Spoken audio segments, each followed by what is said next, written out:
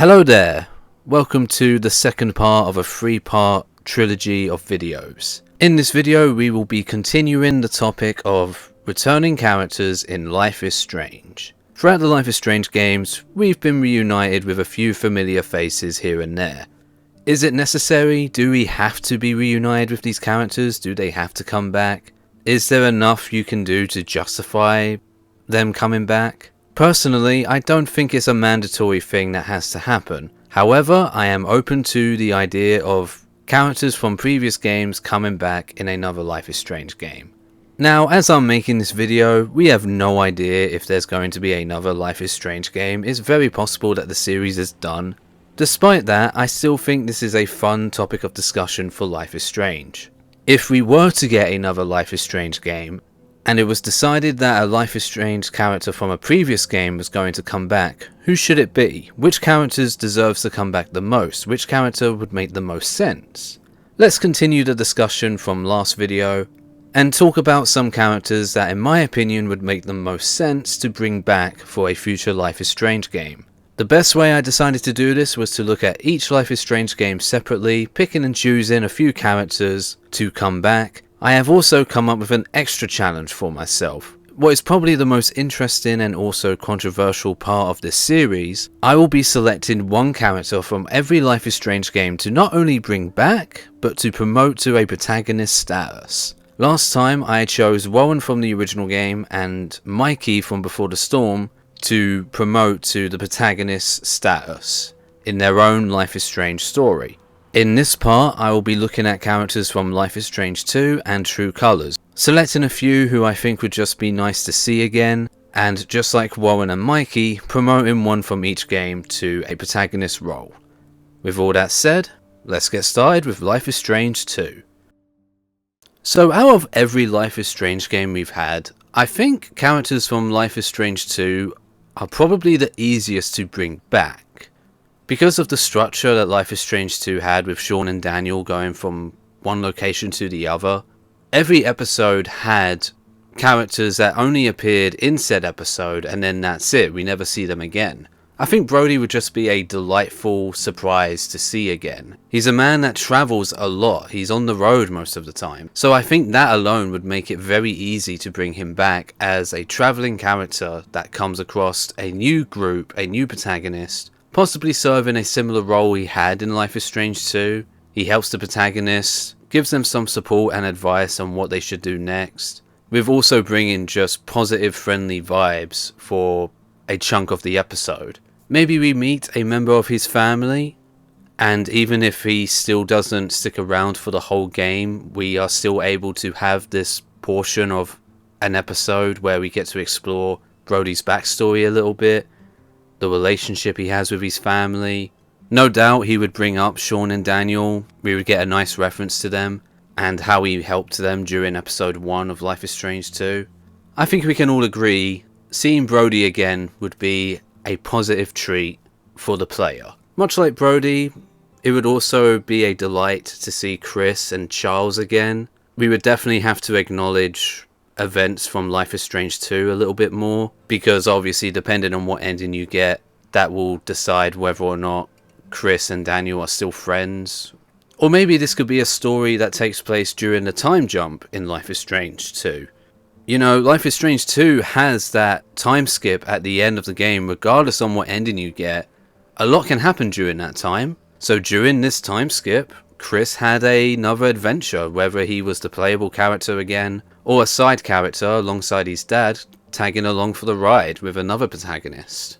While I'm not a fan of episode 4, seriously I think this is probably my least favourite episode in any Life is Strange game, I can't help but be curious on what happened to Jacob and his little sister Sarah. Even though she's not the protagonist, I could see Sarah being a character that could be considered to give powers to. That could be fun. Literally putting Sarah in the same role that Daniel had. She gains powers, but she's not the playable character. I think these two characters would be fun to explore in a future story. If not during the time jump, maybe even after the time jump.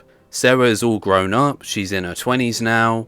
Maybe she ends up being one of the love interests for a new protagonist in a new game. The sky's the limit. I think there's a lot you could do with post episode 4 of Life is Strange 2. So as I said, I think Life is Strange 2 has a lot of characters that could come back. With that said, I'm willing to bet the majority aren't expecting me to mention this guy. I honestly would not mind if we got to see Meryl again. I believe there's a lot of stories you could tell with this character. I'm picturing him being somewhat like Frank from the original game. Because in Life is Strange 2, yeah, during episode 3, Meryl is pretty much the antagonist of the episode. But we learn that he's not the big boss in charge. There's someone above him. There are other people above him that are making sure that he does the job correctly. In episode 3 of Life is Strange 2, we learn that he does have a family, and they are the reason why he's doing this. This doesn't completely justify his actions, but I think it definitely adds a bit more layers to his character. We could get a story taking place before the events of episode 3, where we see Meryl first getting started in the line of work that he does in Life is Strange 2.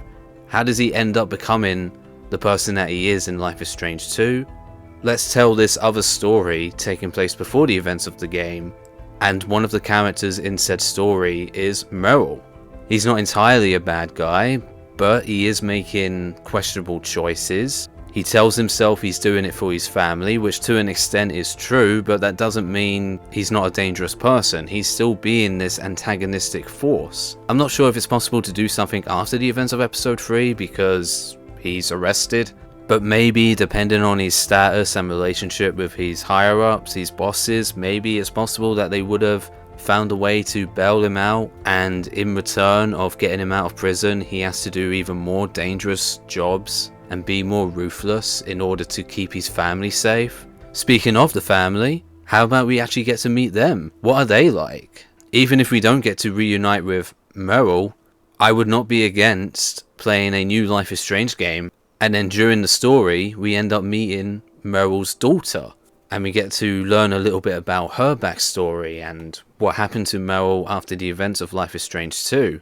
Is he still in prison? Is he working on another farm? Has his daughter gotten involved with this career choice? I believe there's a good story you can tell that includes either Meryl coming back, whether it be a prequel or sequel story for Life is Strange 2, specifically episode 3, or if not Meryl coming back, we get to meet his daughter at an older age, and she's either an innocent daughter, nothing to do with Meryl's choices, and is just living her own life, or you could go down the darker route and reveal that as she got older, she also got involved in the same business that her dad did. I don't know, I feel like I'm in the minority, but I found Meryl to actually be one of the more interesting characters from episode 3.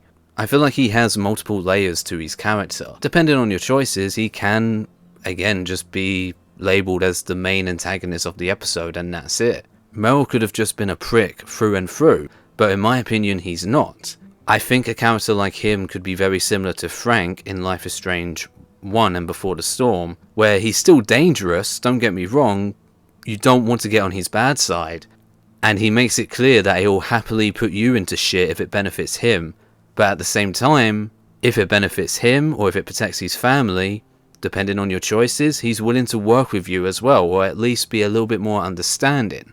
Over time, I've just grown to appreciate this character and the potential he could have in another Life is Strange story. Moving on from there, we have one more character to discuss. The character I've selected to promote to the protagonist role. Appearing at the very beginning of the game, Lila very quickly became a fan favourite in Life is Strange 2, despite the fact that she's only in the beginning of episode 1. Correct me if I'm wrong, but I vaguely remember seeing posts about this online when Life is Strange 2 episodes were rolling out. Lila was originally supposed to just be in episode 1. The optional phone calls you had with her in episode 2 wasn't part of the original plan, nor was she intended to return briefly in one of the endings of the game. I could be getting that wrong, I might be misremembering, but I'm pretty certain Lila was originally supposed to just exist during the very beginning of the game to represent another thing that Sean and Daniel loses when the story kicks off. Like I said, Lila became a fan favourite. I really liked her character. There was just something about her energy that I really enjoyed. And I think the majority would agree with me that it would be a delight to see Lila again. But why stop at just bringing her back when I think, out of all the characters from Life is Strange 2, she would be the best choice to lead her own story in a new Life is Strange game. Obviously, we would need to establish a few things in regards to Lila and whether or not you did contact her throughout the game. And assuming this would hypothetically take place after the events of Life is Strange 2, including the endings, we would also need to establish what happened to Sean and Daniel at the start of this new story for Lila. I think it would be cool to have this hypothetical game start from Lila's perspective from Life is Strange 2 Episode 1. So essentially, the beginning of this game would mirror the beginning of Life is Strange 2, but it's from Lila's perspective. It's just after she's left and Sean has gone inside his house. Lila makes her way home, we get to see what her living conditions are like, and then she gets on the Skype call with Sean. We would have this scene basically be recreated from Life is Strange 2, where Sean and Lila are on the Skype call together, but it's from Lila's perspective. Then Sean leaves to go see what's going on with Daniel, and then the flashback scene would come to an end with Lila seeing the aftermath of what happened at Sean's house. And then we fast forward post Life is Strange 2, or like I've mentioned before, during the time skip of Life is Strange 2, so not necessarily the ending of the game, but before the events of episode 5. And we get to catch up with Lila to see what she's been doing during the events of Life is Strange 2 pretty much. If not that, we could simply just start the game off giving Lila a fresh start. It's post Life is Strange 2, we establish what endings Sean and Daniel got, if that had to be relevant to her story. Imagine if during this game, Lila does get a chance to reunite with Sean and Daniel, and that is why we have to establish what endings they got, to determine whether or not Sean and Daniel come back either together or it's just one of the Wolf brothers. Does she develop powers? Maybe. It could be interesting. That could be one of the reasons why she wants to talk to Sean and Daniel. Hypothetically, if they were to come back, or at least one of them came back, she develops powers of her own. She seeks out Sean and or Daniel for help, and that's where she learns that Daniel also has powers and had powers, obviously before, during the events of Life is Strange 2. So yeah, I really think you could go either way with a game where Lila's the protagonist. It could be a completely fresh start, nothing to do with the events of Life is Strange 2, and we just get to see a story that focuses on Lila, potentially developing powers of her own. Or it could be a little bit of a nostalgia journey, similar to what I suggested with Warren in Life is Strange. And during this journey, Lila gets to reunite with Sean and or Daniel, with them joining her on her journey. Is this where Lila gets to meet Brody, maybe? With or without Sean and Daniel, this journey with Lila could result in her meeting Jacob and Sarah. Similar to Mikey from Before the Storm, she obviously has a bit of a history during the events of Life is Strange 2, and it would be important to establish what her relationship is with certain characters, and what ending you potentially got as well in Life is Strange 2. However, at the same time, for the most part, she's a clean slate. You can do whatever you want with her. She could have just a completely new story in Life is Strange. In regards to Sean and Daniel, we'll get back to them later. For now, let's move on from Life is Strange 2 and take a trip to Haven Springs and talk about characters from True Colors. Out of all the Life is Strange games, characters from True Colors are probably the ones I care about the least. I can't stress enough, that's not me saying that I dislike characters from True Colors, far from it. Most of the characters in True Colors I either like, or at the very least I can say are memorable. But focusing on the topic of this video, I'm not losing sleep if we never see characters from True Colors ever again, with the exception of Alex. As for other characters from True Colors, if we had another game where the character ended up at Haven Springs, the first character that came to mind that I would probably be happy to see again was Ducky. I enjoyed every scene he had during the game, so a chance to catch up with Ducky would be nice. Maybe this Life is Strange game is a prequel, and it takes place before True Colors, so we get to see Ducky at a younger age, living in Haven Springs.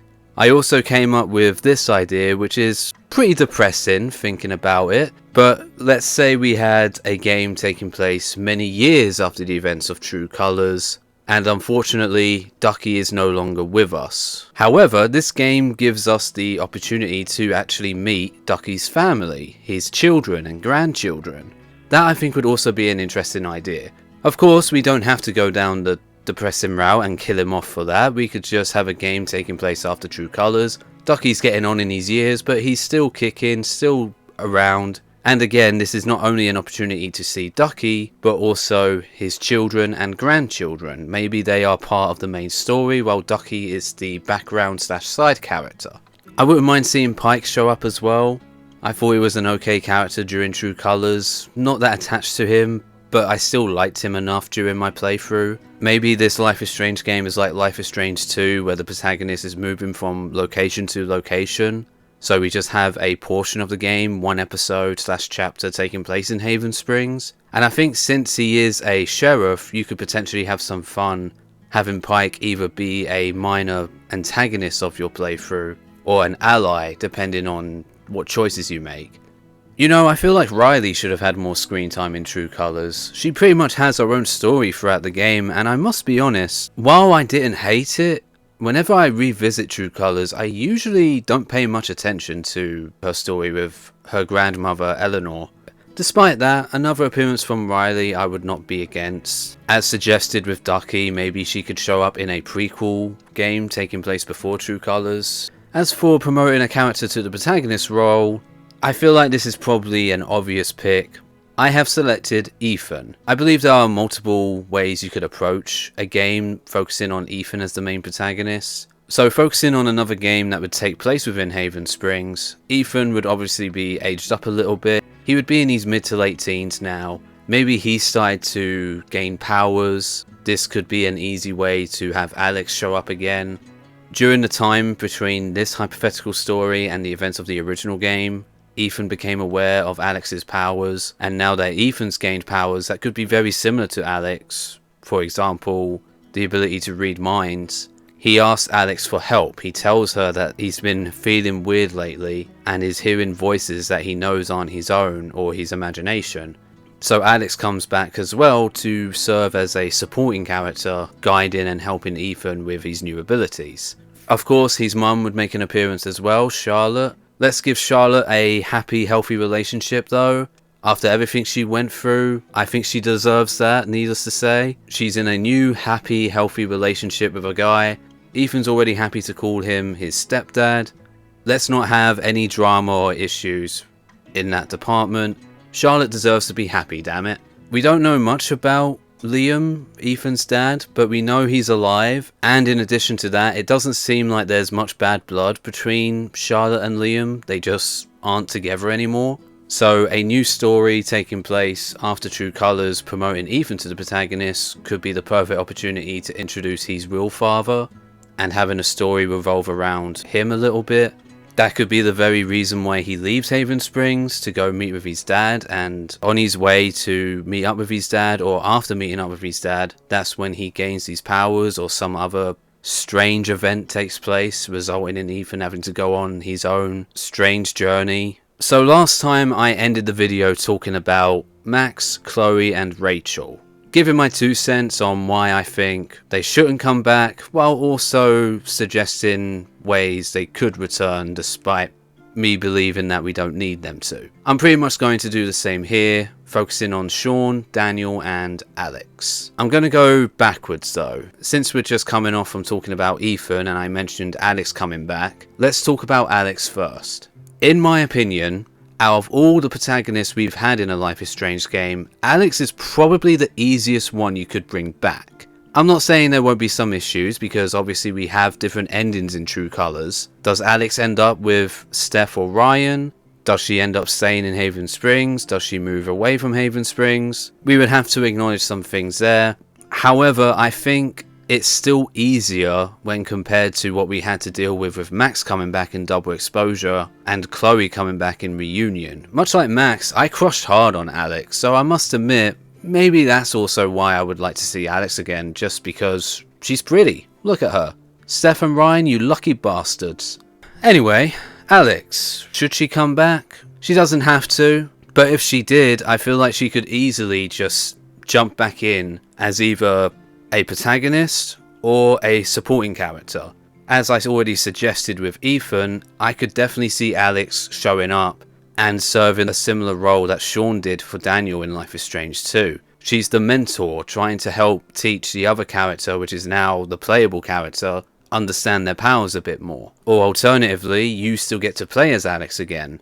And to once again repeat myself, like Sean, your choices as Alex will affect this new character with their powers, how often they use them, when they should use them, how much they understand them, etc. The only real hurdle, in my opinion, would be establishing a relationship status with either Ryan or Steph.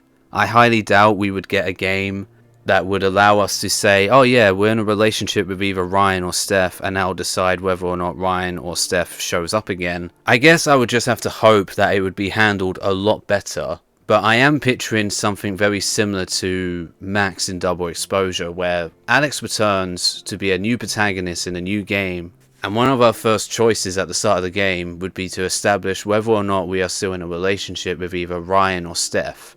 If we are, that's it, and hopefully that would mean that Ryan and Steph will appear again in this story. But for the players that didn't romance Ryan or Steph, just like what Double Exposure did for Max, we are introduced to a new love interest for Alex. Can't stress this enough. Hopefully it would be handled a lot better than what it was in Double Exposure with Amanda and Vin. For example, Vin originally wasn't supposed to be a love interest for Max. That was a decision made halfway through making the game, which in hindsight is pretty damn obvious when you play through Double Exposure. And I'm someone who actually liked the idea of Max and Vin at least having some fun together. Once again, stressing this as much as I can, I would want it to be handled a lot better compared to Double Exposure, but I think that would be the way you would have to approach this. Anyway, moving on from that, would Alex's powers change like Max did as well? Maybe they would evolve, become stronger, or we could try and make an interesting story where Alex temporarily loses her powers for a little bit. Maybe somehow her powers overloaded and she lost them for a chunk of the game, and part of the story is her trying to get them back. There is more I want to say about the idea of Alex coming back, but I'm going to leave that until part 3 of this series. Now moving on to the Wolf Brothers. Oh dear, oh dear, oh dear. I am so torn on this. On the one hand, I think an argument can be made that we should just leave it be, especially with how different the endings can be in Life is Strange 2. But on the other hand, I really like Sean and Daniel, Sean especially. The idea of seeing the Wolf Brothers again, of course I would be up for that. I would love to see that happen. But unlike Alex, I fear that Sean and Daniel would be even more difficult to bring back than Max and Chloe even were. In a previous Life is Strange video, I questioned the ending of Double Exposure, where Max fused at least 2 timelines together into one, and simply asked the question, what effect did that have on other characters? And again, more on this in part 3, that could be a potential way you could bring Sean and Daniel back together. Have the fused timelines from Double Exposure's ending also affect the different outcomes from Life is Strange 2, merging them together, as if Sean didn't have enough trauma already. Giving him the conflicting memories of all the different endings from Life is Strange 2, I can only imagine what that would do to him. But potentially that is a way you could go about it, without the use of alternate timelines and shenanigans from Max's rewind abilities. I must be honest, the only other way I think it would work, and I know not everyone's going to like this, but we would just have Daniel return, not Sean. Okay, so the concept of just Daniel returning, let's focus on that first. There is a potential to make Daniel one of the most interesting returning characters in a Life is Strange game. However, I think it would be a little bit difficult to execute depending on how far you want to go with the variety of his character. So imagine we get a Life is Strange game, post Life is Strange 2, and Daniel is confirmed to return in said story. The version of the Daniel that you have is different depending on what ending he got in Life is Strange 2. If Daniel was raised by his grandparents, I could see him being obviously a very friendly and supportive character, using his powers to help you out a lot, sticking his neck out for you, being a character with a good moral compass. He helps you not just because it benefits him, but it's also just the right thing to do. If Daniel ended up in Mexico on his own, this is a completely different character. He agrees to help you, but only if it benefits him. He's very dangerous, he's very antagonistic. He uses his powers whenever he wants. He doesn't give a shit about morality or doing the right thing. He does what benefits and entertains him. The story still requires you to team up with Daniel, but this version of Daniel is dangerous, can't be trusted, and you need to be prepared to either fight him or try and get away from him, because eventually he's going to use his powers against you, depending on your choices. And even if that doesn't happen, don't be surprised if this version of Daniel betrays you at some point. And then of course, if we get the ending where both he and Sean end up in Mexico together, this is a version of Daniel that is somewhere in the middle of the other two. He's willing to help you, depending on your choices. He will also stick his neck out for you and use his powers to benefit you. However, he's still a little bit dangerous, he's still a bit risky to team up with, and you can't completely trust him. If things get too hectic and he believes that he or his brother is at risk helping you, don't be surprised if again he either betrays you or abandons you. This other version of Daniel is someone that is very much in the middle, and then it would definitely come down on your choices on how far he would go to help you, while also making sure that he keeps both him and his brother safe and out of trouble. So I really do love this idea for Daniel. I think this could result in him being one of the most complex, interesting characters in a Life is Strange game, and I think this would also be a satisfying way to incorporate the potential endings you can get in Life is Strange 2. Of course, the big hurdle is making sure you're able to create this story with essentially 3 different versions of the same character. One that is very friendly, has a moral compass, a version of the character that may still agree to help you at first, but later in the story he may very well turn against you, or he abandons you, choosing to just look out for himself, not caring about your safety, not caring about other characters, and just sticking around for as long as it benefits him. And then having another version of his character that is pretty much a middle ground for the other two. He helps you, he's friendly at first, depending on how things play out. If he feels like it puts him, or especially Sean, at risk, in danger, potentially he still betrays you, or at the very least he's just not as attached to you as a friend, so he's still willing to put you under the bus if it helps him or Sean. That is what I think you could do with Daniel. Sean is much more difficult because one of the endings includes him dying. This is why I mentioned earlier about bringing the 2 timelines together from Double Exposure potentially being the workaround for that. While I like what I've suggested for Daniel, I can understand how it would be pretty difficult to implement that into a game, probably. Sean, I hate to say it, I think the best way for him to return would be for him to just be mentioned or referenced by Daniel to confirm his fate. The ending where they both end up in Mexico is potentially the canon ending now, based on recent news from expanded media for Life is Strange. However, I don't want to say that is like confirmed at the moment, nor do I want to focus much on that now. I know I keep saying this, but I'm going to talk pretty much about every protagonist again in the 3rd part of this trilogy. As much as I would love to see Sean again, without talking about the events of other Life is Strange games, I don't think it would work to bring him back. Daniel, on the other hand, the potential is there to make him a very complex and different character depending on what ending you got. So with all that said, this is part 2 of returning characters in Life is Strange. I would really appreciate feedback on what you think of these videos. Part 3 of this trilogy will hopefully be made relatively soon, and yeah, until then, hope you enjoyed. See you in part 3. Just like Max, Alex is hot as fuck.